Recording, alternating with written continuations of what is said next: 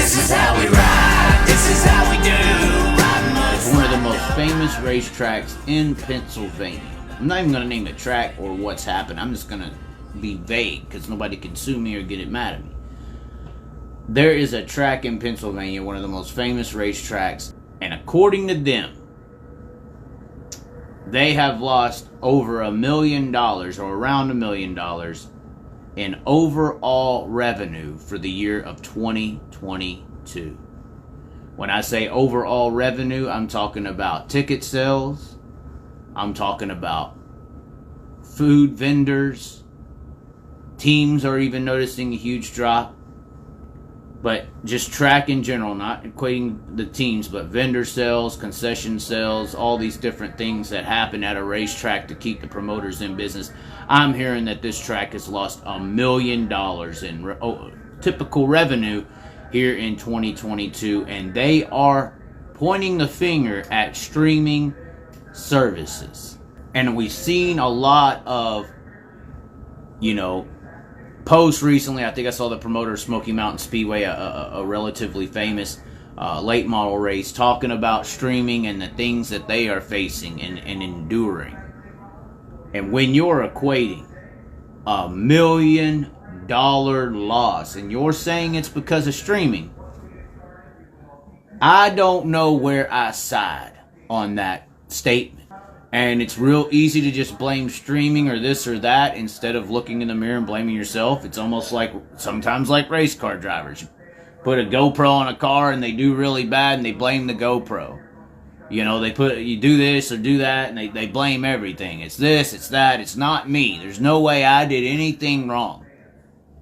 But then at the same time, streaming has made it to where I don't need to go spend $25 or $30 down the street. I could just sit here. I don't need to go buy $8 and $9 meals or burgers, or I don't need to pay, $4 a beer. I could sit here with, I could take that $25 that I was going to pay to get into the track, go down, buy a 12-pack of beer, and buy stuff to cook or make, or buy a pizza or something along those lines. And that's what, I'm going to do. I already spend so much a month to watch the racing.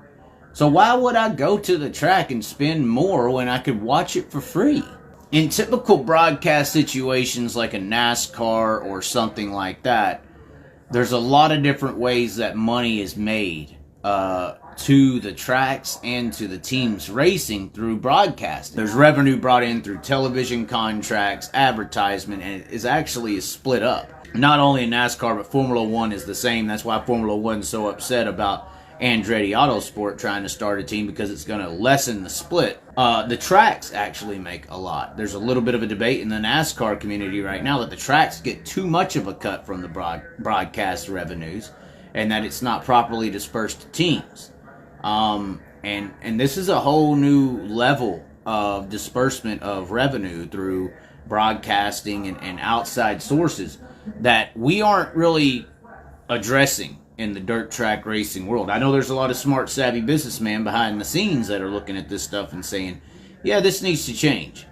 Yeah, you want to be transparent with your numbers. Well, transparency is about to, get a damn bus and head down the road.